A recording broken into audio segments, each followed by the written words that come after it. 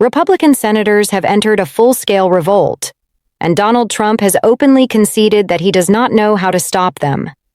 The near-certain passage of a new war powers resolution represents a profound threat to Trump's governing style, because it directly limits his ability to expand presidential authority through unilateral military action. Such a restriction would not only curb Trump's preferred model of executive power, but would also mark yet another defeat in a growing series of political losses that have left him increasingly agitated and reactive. One of the most visible figures driving this rebellion is Senator Rand Paul, who has been publicly attacking Trump from within conservative media circles, signaling a deeper fracture inside the Republican coalition. Paul's challenge highlights an uncomfortable reality for Trump.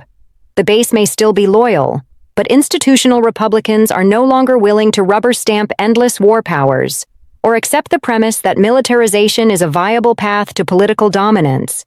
In short, Trump now finds himself facing a rare but potent combination: dissent from within his own party and a legislative rebuke that strikes directly at the core of his executive ambitions. Is the argument that they want regime change that these cartels are working with Maduro? And that's why we blow them up? That's sort of the argument, but I don't think the cartels and the drugs are really important. It's about regime change. Okay, but if it's about regime change, why blow up the drug boat? Because they need a drug predicate. They want to say this isn't war. It is kind of war, and we're going to take people as if it's war, but it's not really war. It was an arrest warrant. And they've actually persuaded some otherwise good people in my caucus to say, well, normally I would be against bombing another nation's capital and removing the leader. Oh, but he was indicted for the indictment. Most people don't know this. Part of the indictment is for drugs, but he's breaking a U.S. law. How do we indict foreigners in their country? They haven't broken law in our country for breaking a law. But other than drugs, they've also indicted Maduro for possessing or conspiring to possess machine guns. And it's like, what leader in the world doesn't have security guards with machine guns? We have machine guns. Wait a minute. Did Maduro personally have illegal machine guns? And illegal how? Is it illegal internationally? Like, what does that mean? It means absolutely nothing. But that's crazy. That means completely how insane. many people in Texas have machine guns? Rand Paul argued that the administration's justification for military action is fundamentally misleading. The official line is that drug cartels are collaborating with Venezuela's Maduro, and therefore the U.S. must bomb cartel-linked sites. But Paul said the real objective isn't drugs, it's regime change. The drug narrative, in his view, exists to provide legal cover. By treating the operation as an arrest warrant rather than a war, officials can seize people, bomb facilities, and escalate militarily while pretending it's not an act of war. Paul noted that this framing has already persuaded Republicans who would normally oppose bombing a foreign capital, all because indictments were issued against Maduro on U.S. drug charges. He mocked the premise, asking how a foreign leader operating inside his own country could be said to have violated U.S. law. Paul also ridiculed the additional allegation involving machine guns, pointing out that virtually every head of state is surrounded by armed security, and that many Americans, especially in states like Texas, legally own automatic weapons.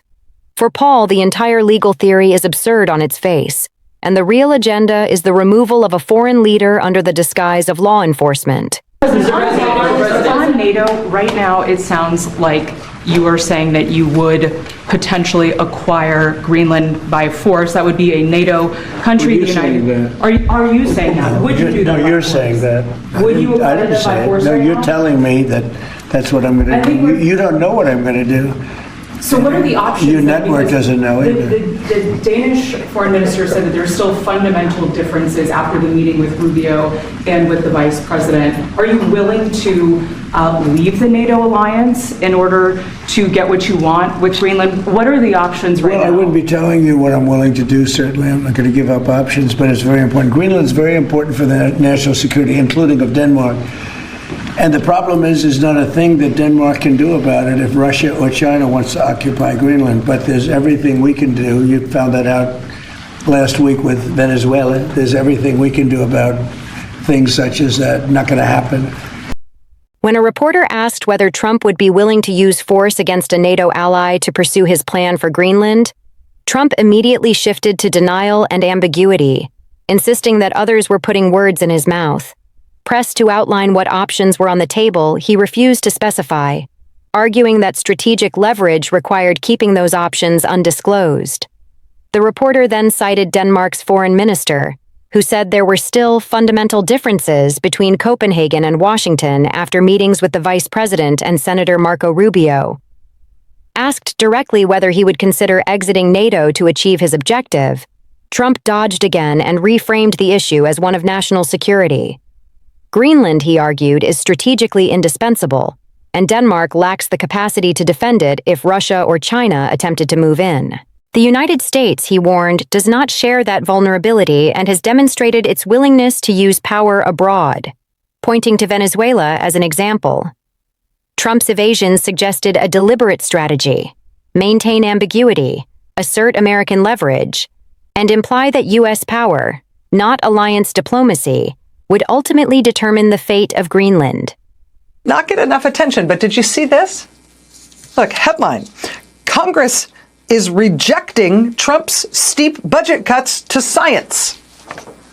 Lead: Congress is racing to undo thousands of cuts to federal science programs that President Trump called for last year. Trump is trying to cut the National Science Foundation 56%. Congress is now saying they will cut it less than 1%. Trump wanted to slash NOAA, the National Oceanic and Atmospheric Administration. You know, the weather. Congress's budget for NOAA is no cuts to NOAA, flat funding for NOAA. Trump wants to cut basic research, which has been the lifeblood of American technological innovation since World War II. Trump wants to cut basic research more than 33%. Congress instead is bumping up the budget for basic research by more than 2%. Trump is demanding all these cuts to science, and Congress is saying no, and this is a bipartisan thing. This started in the Senate as a bipartisan agreement. Last week, the House voted for it as well. I know it's like muscle memory to assume, A, that Congress does nothing, and B, if they ever defy that rule and do something, it's always something bad. But that is changing a little bit here. And it's changing all against Trump.